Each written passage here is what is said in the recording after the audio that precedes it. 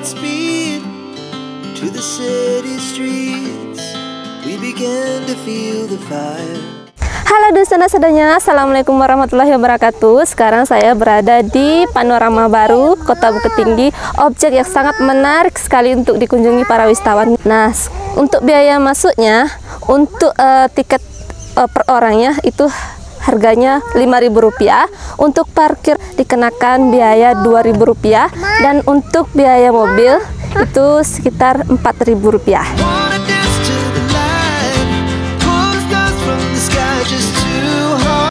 Udaranya sangat sejuk dan segar, sangat indah. Dan di belakang sini terlihat ada Gunung Talamau.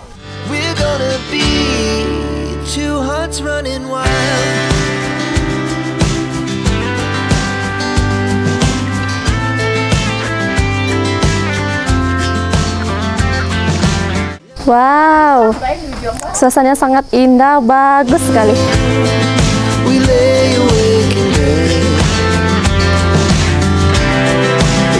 Akhirnya sampai juga. Terima kasih Donsana telah mengikuti perjalanan kita di Panorama Kota Bukit Tinggi. Terus ikuti perjalanan kita selanjutnya. Sampai jumpa. Jangan lupa like, komen, dan subscribe. Sampai jumpa.